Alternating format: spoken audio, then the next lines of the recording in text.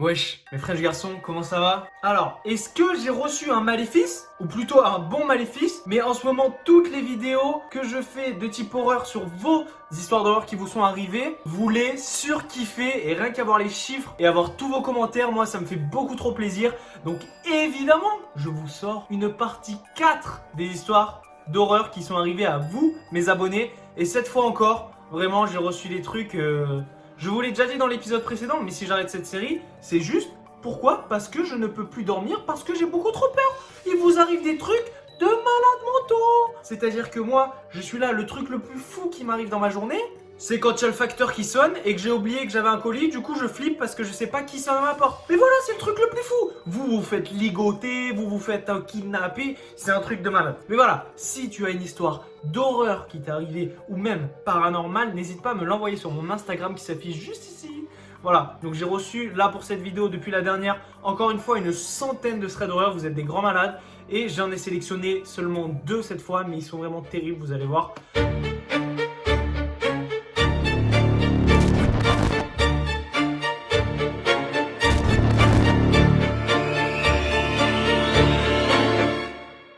Donc si vous n'arrivez plus à dormir, mes frérots, je suis désolé, mais c'est pas ma faute, hein. Voilà, je vous mets en garde. Est-ce que ce soir tu veux dormir? Est-ce que tu veux pas dormir? Tu prends le risque, tu prends pas le risque? Mon frérot, c'est toi et ta conscience. En tout cas, merci de me soutenir dans ces vidéos. Moi, je l'ai fait avec un immense plaisir. Et je me chie immensément dessus également avec vous. Ne croyez pas parce que je raconte l'histoire que je me chie pas dessus. Je me chie encore plus dessus. Je suis actuellement tout seul chez moi. C'est terrible. Il suffit d'un bruit, mon cœur saute. Matador, ciao, bye bye, on n'en entend plus parler. Eh oui, non, parce que vous pensez pas à ça, vous croyez que moi je suis serein et tout. Mais le soir, je lis tous les threads que je reçois. Est-ce que vous croyez que je suis bien? Pas du tout. Bon allez, on est parti avec la première histoire d'horreur d'un abonné qui restera anonyme. Let's go.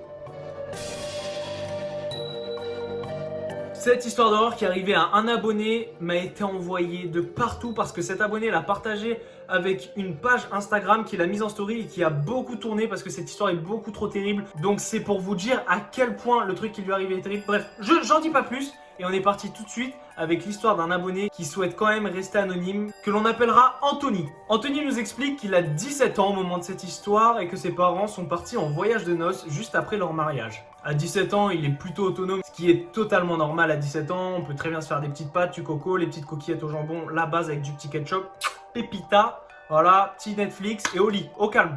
Donc lui, il vit sa meilleure vie, ses parents sont partis, il se fait un petit planning, il nous explique que le premier jour où ses parents ne sont pas là, tout se passe nickel, il vit sa meilleure vie le mec, mais il remarque un truc un petit peu chelou, c'est qu'il voit de moins en moins son chien. Bon, il s'inquiète pas plus que ça, c'est juste que le chien, peut-être qu'il fait ses bails dehors, je sais pas ce qu'il fait, mais voilà, il a pas à vraiment s'inquiéter parce que son chien le colle pas H24, logique. Donc dans la soirée de ce premier soir où il est tout seul chez lui, ses parents l'appellent et lui disent qu'au final ils vont rester 2 semaines dans ce voyage de noces. Donc ses parents sont plutôt contents parce qu'ils vont pouvoir bien profiter et lui ça le dérange pas plus que ça. Il mène sa petite vie tranquille, il s'éclate quoi, tranquille tu vois, chill. Il va se coucher, rien d'anormal se passe et il arrive au 2e jour où, encore une fois, il ne se passe rien du tout, si ce n'est qu'il n'a pas vu son chien de toute la journée.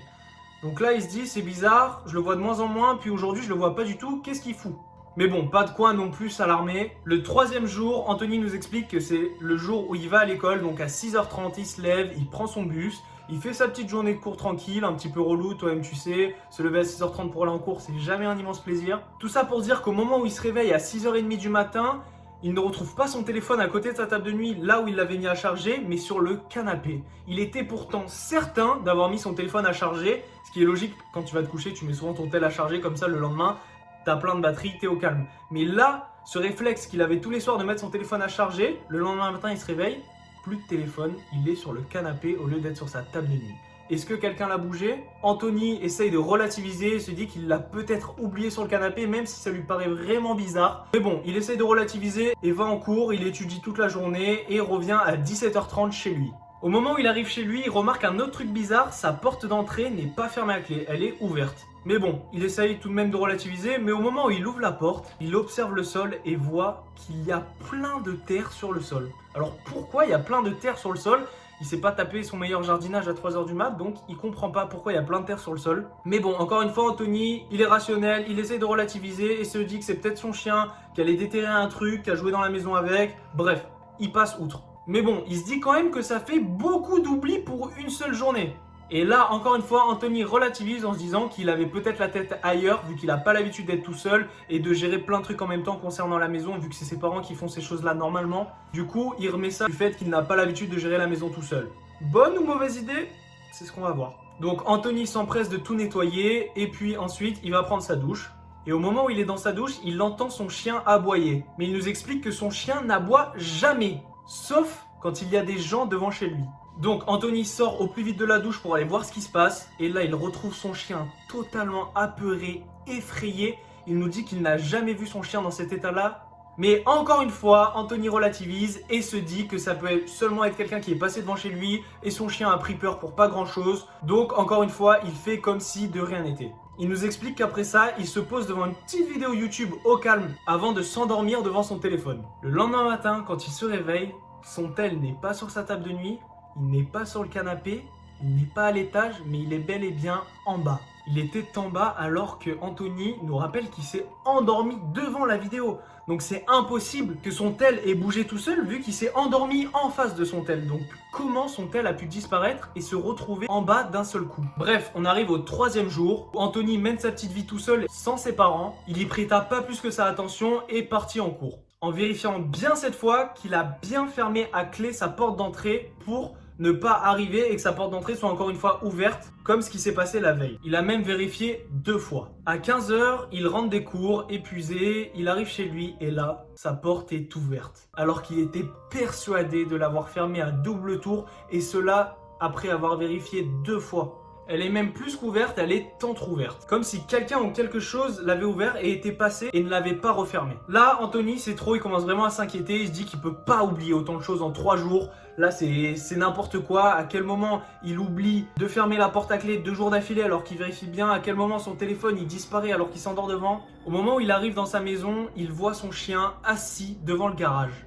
Sachant que son chien ne s'assied jamais à cet endroit-là. Anthony n'y prête pas plus que sa attention, il va se poser sur son canapé et son chien finit par le rejoindre et il lui fait des caresses au calme. Mais lorsqu'Anthony veut se diriger vers sa chambre et qu'il ouvre sa porte, c'est là qu'il aperçoit quelqu'un caché sous son lit. Ah putain, j'aime pas ça! Et c'est là qu'Anthony a un réflexe de fou furieux, de génie encore une fois. C'est qu'il fait comme si de rien n'était, comme s'il n'avait pas vu la personne cachée sous son lit. Anthony appelle un pote en lui demandant de lui amener ses devoirs devant chez lui. Comme ça, Anthony, qu'est-ce qu'il peut faire? Il peut sortir de sa maison sans que le mec caché sous le lit se rende compte qu'Anthony l'a repéré. Anthony sort de la maison avec son chien totalement terrorisé, mais il essaye de ne pas le montrer. C'est horrible, c'est horrible. Il ferme alors à clé son garage et sa porte d'entrée, ce qui fait que théoriquement la personne cachée sous son lit est totalement enfermée dans la maison et piégée. Il s'empressa au plus vite d'appeler la police. La police arriva, ouvrit la maison, se jeta sous le lit d'Anthony et trouva un homme avec un appareil photo et une hache à la main. Oh my god! À quel moment ça arrive à quelqu'un? Pourquoi? Je ne sais pas, voilà. Moi je vous le dis, quand j'ai lu ça, très clairement, tous les soirs, je check sous le lit. Voilà, il y a quelqu'un, il n'y a pas quelqu'un. Même là, j'ai peur qu'il y ait quelqu'un. Je vais regarder vite fait, bougez pas. C'est bon, la voie est libre. Je vous invite à faire de même avant de dormir, voilà. Il y avait un putain de mec sous son lit avec une hache et un appareil photo. Qu'est-ce qu'il voulait faire? Il voulait lui faire du mal avec sa hache et le prendre en photo. Il avait repéré que les parents d'Anthony étaient partis et il traquait Anthony dans sa maison. Ça veut dire qu'il venait quand Anthony dormait. Il a dû prendre plein de photos d'Anthony qui dormait ou... Ah, c'est horrible, c'est horrible, c'est horrible. Je ne veux plus parler de cette anecdote, plus jamais, plus jamais. On va bien dormir ce soir. On passe à la 2e anecdote. C'est parti. Donc cette histoire d'horreur ne nous vient pas d'un abonné, mais d'une abonnée qui souhaite encore une fois rester anonyme et c'est compréhensible vu ce qui lui est arrivé d'ailleurs. On l'appellera donc Léa. Léa nous explique qu'elle va dormir chez sa meilleure pote que l'on appellera Lucie. Donc elle va dormir chez lui. Les parents de Lucie ne sont pas là du week-end, donc elles ont la maison pour elles pour faire leur meilleure soirée film, tu coco, popcorn, Netflix and chill, voilà, tu connais. Tout se passe bien, elles sont sur leur téléphone, sur Insta, en train de vivre leur meilleure vie, elles se racontent des ragots, des trucs de meufs quoi. Oh le macho! Tout se passe bien, elles vivent leur meilleure vie quoi, tranquille. Sauf Moi, mon cœur, il va lâcher hein, quand il y a des bruits comme ça, quand je suis tout seul chez moi le soir en train. Pourquoi je tourne le soir quand il est tard? Elles vivent leur meilleure vie, mais remarquent quelques petits trucs bizarres. Elles entendent passer des voitures plusieurs fois dans leur rue, alors que habituellement, il n'y a pas de passage dans la rue de Lucie. Elle nous explique qu'elle habite dans une résidence.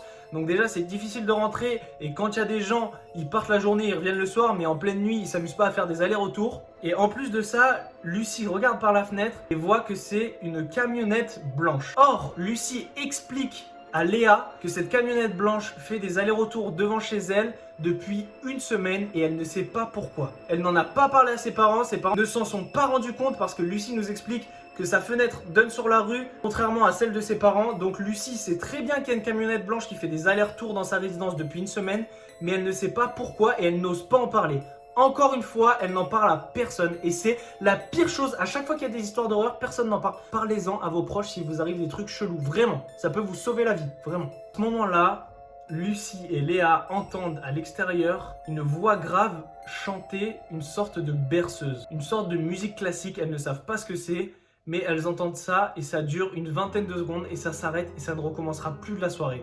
Cependant, ça les a totalement terrorisées. Donc les filles essayent quand même de passer à autre chose et elles finissent par aller se coucher sans trop être effrayées, dans le sens où, bon, elles essayent de relativiser, voilà, il y a quelqu'un qui fait des allers-retours, c'est peut-être pour une raison X ou Y, mais peut-être pas forcément qu'il leur veut du mal, donc elles vont se coucher. Elles s'endorment, au calmito, aucun souci, sauf qu'à 4 h du matin, Léa se réveille à cause d'un énorme bruit sourd venant de l'étage du bas. Là, elle est totalement terrorisée au vu des événements passés dans la soirée et qu'il s'était passé des trucs chelous déjà. Elle cherche du soutien envers sa pote Lucie et la regarde et là, elle allume la lumière et ne voit personne dans la chambre. C'est-à-dire que Léa est toute seule. Donc là, elle est encore plus terrorisée. Mais bon, au bout de 10 minutes, Léa se décide d'aller voir ce que c'est. Peut-être que c'est Lucie qui avait un petit creux et qui s'est fait à manger à 4 h du matin, même si c'est bizarre. Elle décide quand même d'aller voir. Elle descend au rez-de-chaussée sans allumer. Elle y va juste avec la lumière de son téléphone. Similaire à la lampe torche de l'iPhone d'ailleurs. Au moment où elle descend, elle ne voit personne au rez-de-chaussée. Il fait totalement noir. Et voit seulement une espèce de lueur, comme un flash également de téléphone,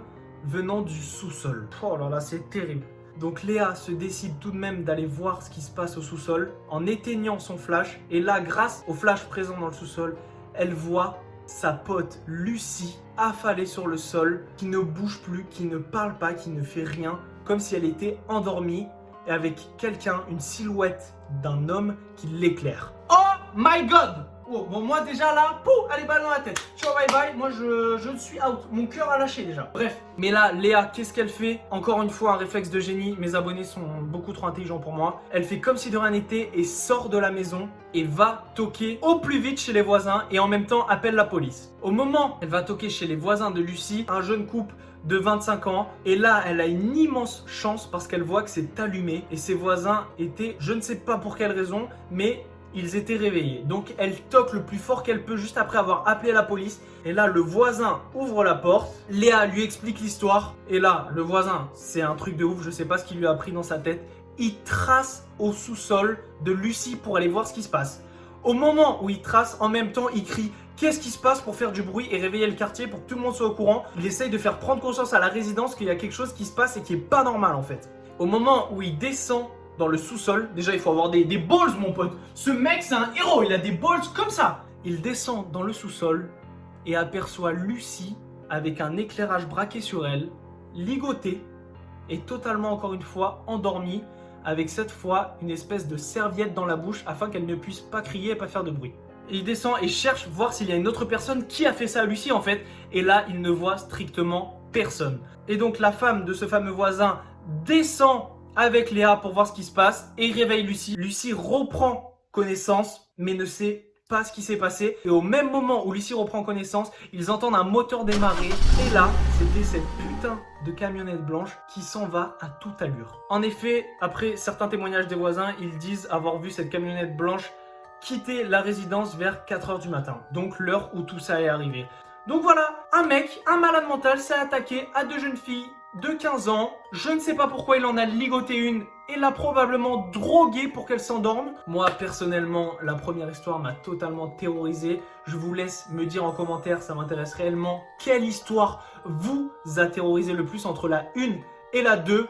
À vous de me dire, est-ce qu'on se ferait pas une partie 5 des histoires d'horreur de mes abonnés. Ça, c'est à vous de me dire, avec cette fois-ci centré sur le paranormal. Je sais que vous kiffez ça et moi aussi, et j'ai reçu des trucs horrible là-dessus. D'ailleurs, si vous avez des histoires paranormales ou autres qui vous sont arrivées, mon Instagram qui s'affiche juste ici pour venir me les dire. N'hésitez pas à liker la vidéo si vous l'avez aimée. Comme ça, si je vois qu'il y a beaucoup d'engouement autour de cette vidéo, évidemment, je continuerai cette série d'horreur. Et puis, si vous voulez voir les prochaines vidéos d'horreur ou autres qu'on va faire sur cette chaîne, n'hésitez pas à vous abonner et à activer la cloche. C'est super important d'activer la cloche, les frérots, parce que si vous n'activez pas la cloche, vous n'avez pas les notifs et YouTube vous mettra jamais ma vidéo sous les yeux comme ça. Donc vous louperez toutes les prochaines vidéos et c'est dommage en fait. En tout cas, merci d'avoir regardé la vidéo. J'ai très hâte de vous sortir une prochaine vidéo. Merci pour tous vos commentaires, pour tout ce qui se passe en ce moment.